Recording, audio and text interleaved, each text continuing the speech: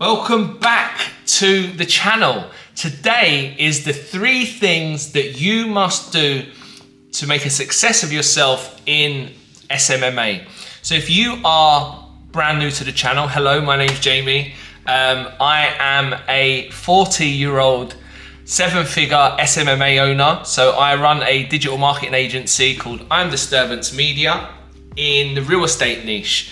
And I have been documenting my journey for the last kind of 2 to 3 years, one on Instagram, and now I'm, giving back and kind of making this channel an ode to the guy that started, and this is the 3 things that I really wish that I focused on, which would have kind of transported my growth. And number 1 is systems.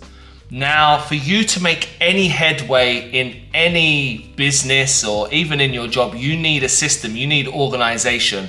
And that is difficult as you scale. Now I am I work on the business rather than in my business, and using Slack, for example, for client communication can get quite messy. So we then also use Asana for project management, so we can set people tasks on Asana so it's not lost in the big messaging app that is Slack. And as the old quote goes, you do not rise to the level of your goals, you fall to the level of your systems. And that is 100% correct. Now, the biggest problem that you need to solve as a wannabe SMMA owner is bringing in qualified appointments on autopilot. That is the 85% of your time needs to be dedicated to new business, because you get more rounds at bat, you are able to get better client results. The other thing is you get better at what you do if you have a system and you do the same thing over and over and over and over again. So you get good at one thing and then you sell that one thing as a system. You plug that system into other people's businesses, and that's how you can get really good at what you do. That's how we are now the market leader in the real estate industry, and why we work with the biggest people in the game. So other systems are personal systems. So I have systems set up here. My whole kind of office is set up. We've got like plugs for this and plugs for that. I also have a business phone, and I also have a personal phone, which I think is in the bedroom. So what I now do is I don't expose myself to my business until I have worked on me first, because otherwise then you start looking at things that, fires that need to be put out, this needs to be done, and then you instantly jump into work mode. That doesn't give you then the emotional and mental freedom and clarity to be able to work on yourself. I made the mistake when I went to my personal trainer last Thursday of having to deal with work stuff, and it transferred into what I was doing there, and then I couldn't focus, and plus my threshold of being able to take pain, because I was stressed and I was like, shit, I need to deal with this. I was in the gym, but mentally I was elsewhere, trying to put out fires, for our clients, etc., etc. So it's really important that you don't allow, you're able to separate that time. But also other systems is food and drink. Typically I have a ninja foodie. You can get chicken breast steaks, you can get, any kind of like lean meats, you can put it in there. Steaks typically take 8 minutes, chicken breasts take 20 minutes from frozen, and I don't need to worry about it. I put it in there, press it, it's not gonna burn, I don't need to watch it. When it comes to, cooking food, it's super easy. And typically I will just have that, because then cooking veg is a pain in the arse. You then have to have a pot, fill up with water, you need to put it in. So, I know a lot of people use meal prep companies, and I'll also show you what I do. So in the UK, Marks and Spencer's is one of the better supermarkets. I, actively buy chicken breasts in bulk, and sometimes I'm even able to get them reduced, and I'll put those in the freezer. I'll take 2 out, and because they're individually wrapped, I'll just put them into the air fryer. That will cook away. Lots of salt and pepper. and then I'll kind of snack on that whilst I'm working. So it's a really convenient way of being able to systemize your food. I do the same with drinks. And maybe I'll take some footage on my iPhone and I'll show you. So I've got, you know, Highland Spring Coke Zero, Highland Spring fizzy water. I also get drinks for my kids for when they come on the weekend. The other thing I buy in bulk are Grenade protein bars. So I'm keeping my protein intake up. That's kind of the easiest way to do it. I don't typically like making protein shakes whilst I do have it. But then again, it's the having to put it into water and then having to, you know, make it. And then with a protein bar, you can just open it, eat it, it's done. So yeah, that's what I would recommend. So, because if you think most of your day is, if you start cooking, start cleaning, I'll show you. So this is our robot Hoover. This will hoover the majority of the place, and I don't need to worry about it. I can literally turn on the plug, because we have it on a smart plug. Again, systemize all of the electricity in the house. Everything goes off at 11 p.m. Comes on at 2 a.m. Charges all of our phones and our Apple Watches, my Oura Ring, all of our electrical devices. There we go. One of the Coke Zeros. Plus, staying in a place like this, it has an automatic ice machine. So I'm literally able to have my favorite Coke Zero and ice. And all of those naysayers, I know it's not very healthy, but it's my advice. You've got coffee or wine, I've got Coke Zero, so don't judge. But yeah, so I've systemized food, I've systemized drinks, I've systemized the cleaning. I've got a cleaner that comes once a week. She's due today, thankfully. She was off last week with COVID, and we're all like, oh my God, what are we gonna do? This place is a tip. It's got to the point I cannot live without my cleaner. She helps me pack for my business trips away. She helped us move. She is like a member of the family now. You know, we regularly take her for dinner, etc., etc. She's amazing. And if anybody is in London and is looking for an amazing cleaner, she will travel anywhere in London. Drop me a comment below. I will recommend her to you. There's 2 levels of clean. There's clean, then there's Sabina clean.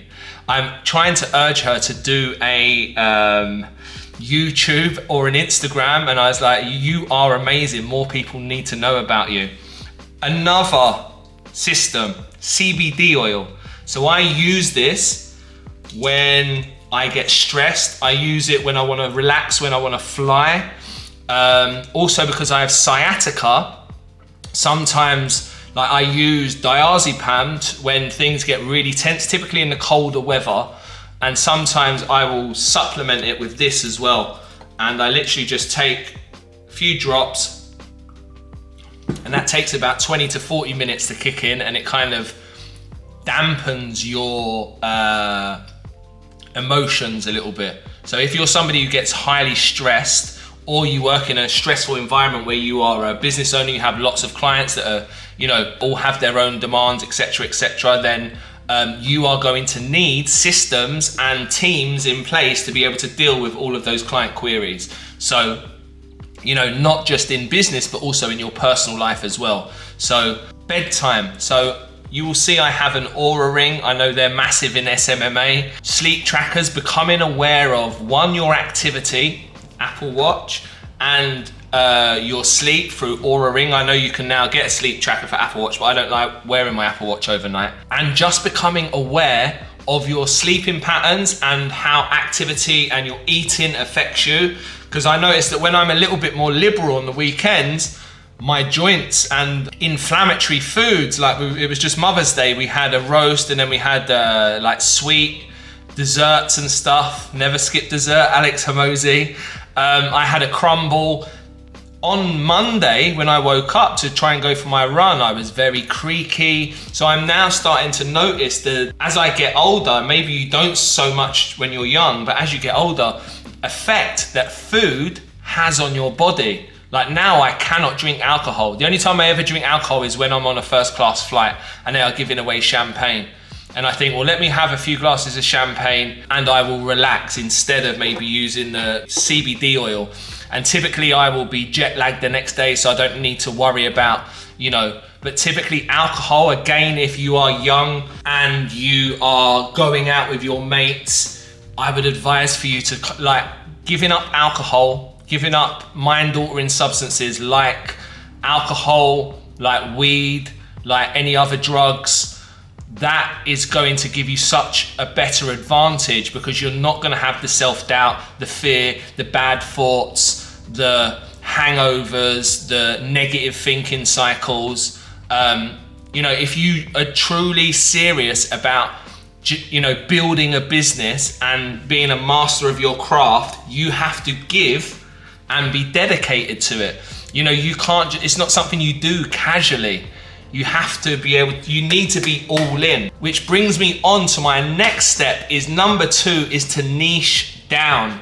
Now, for you to get really good at something, and maybe if you're just starting out in the SMMA space, you will see some people smashing it in this niche, some people smashing it in that niche. You know, it doesn't matter what niche it is. Like, you need to get good at one thing. You don't want to be a jack of all trades and a master of none. When you first start out, you will literally just go out and try and get clients. It doesn't matter what niche they're in. You just want somebody to pay you for digital marketing. So, and again, I would advise you to do that in the very first kind of 2 to 3 months. After that, you need to niche down. You need to focus on one niche and get really good at it. Get great client results, get great client testimonials, get a great reputation, and then leverage those to then build your business. You know, I'm in the real estate niche, so that is my preferred niche. Therefore, like, I had, as I say, I started off in the aesthetics niche. I very quickly built a business to 5K per month, and then lockdown 2 came and I literally went to 0. I lost all of my clients, and I was like, so what niches are COVID proof if this stuff is going to continue to happen? It was real estate, there was legal, and I've got a passion to move to Florida. You know, once I experienced Florida as a kid, because I didn't get to experience it as a kid. It wasn't until I was like 14, I think my sister and my brother-in-law took me out there. Ever since that instance, I have fallen in love with Florida. I love the Americana, I love the colors, I love the sunshine, I love the, you know, it's like being in a movie. And if you've ever been to Florida, like specifically Orlando, though I've since experienced Miami and fell in love all over again, very like where I live. It's like the Canary Wharf of America. Miami, very much, you know, very modern, the financial district, but yeah, super interesting. So I set out to help as many people in Florida as possible, and we did that from kind of the end of 2020 and then into 2021. Early 2021 is when we landed our biggest client. So we were introduced to a national lender from one of our existing clients in Orlando. We learned how to do mortgage application funnels, and then we landed the largest brokerage in Florida, Century 21 Beggins, where we helped them in 8 different areas, and that changed everything. You know, that was the pinnacle for me. That was like the biggest brokerage in Florida, and I was just like, I'm a kid from, you know, Britain. So went out in May and celebrated $1 billion in real estate. I mean, not just through us, obviously, they've got lots of different lead platforms. However, I was invited out to Top Golf, and I'll put a picture here. And that for me was like the pinnacle. I was like, wow, you know, like what a journey, going from, you know, starting in my bedroom, not knowing, you know, when I was going to be able to escape and give my kids this amazing life, and then all of a sudden I'm working with the biggest brokerage in Florida, and that really does amazing things for your confidence. You know, we then was able to leverage that same way of getting leads and mortgage applications, and then taking it out to Canada, and now that's how we work with the clients that we do, and hence why we're now gone a step further of helping them build their business, but they are now giving back to help our clients build their business. So I'm super excited about that. So yeah, number 2, just to conclude, is pick a niche and get good at one thing. Number 3 is get comfortable in the uncomfortable.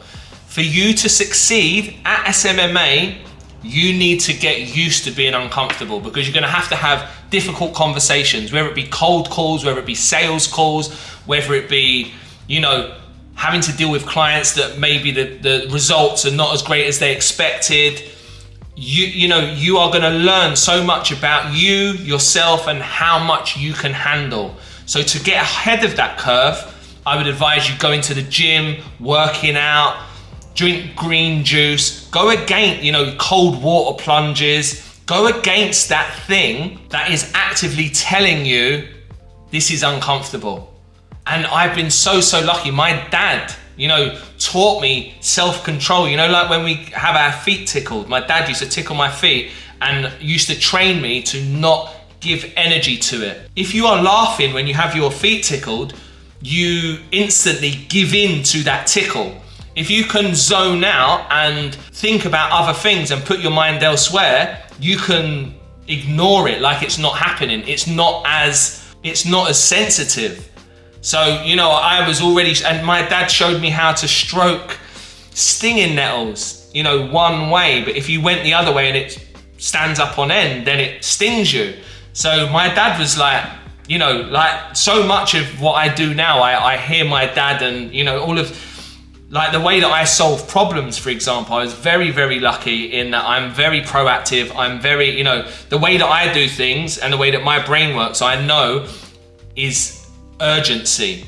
You know, I'll give you a prime example. I've got a team, 3 people trying to do one job, and it has taken 2 days so far. It's a 20-minute job.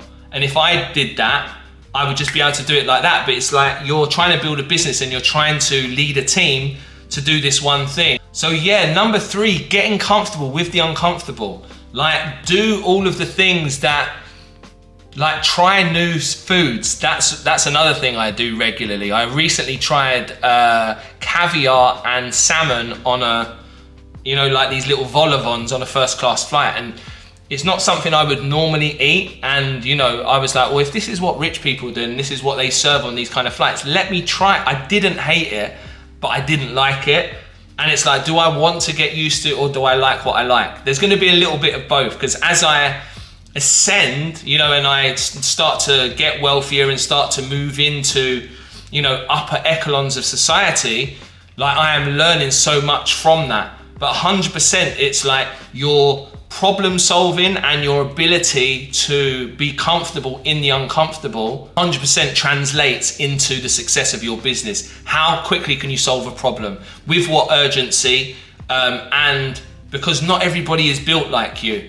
And, you know, even you may not be built like you, the 6-figure version of you or the 7-figure version of you. And if you can't understand what I mean, go and watch the 3 things that I learned when becoming a 7-figure business owner. Because just doing those things regularly will help you overcome that self. And what you need to do is think about as the obstacle is the way. These obstacles aren't obstacles, they are teachers. They are here to teach you and help you unlock the next level of you. So when you are going through stress and you're like, oh, I don't know if I can do that, be grateful that you have been given that opportunity to be able to solve that problem, and that you are trying to make something of yourself. And that's what separates the business owners from the employee mindsets. The I'm gonna do whatever it takes to the I'm gonna stay safe in a job. And that is, you know, that paradigm shift is the one that you need to make. Because if you're gonna stay as an employee, everything is a scam, you're never gonna make any progress in your business. And what you will come to realize is that, one, money is really easy to get, you know, once you have systems in place. Number 2 is that earning 10K per month is not a lot of money.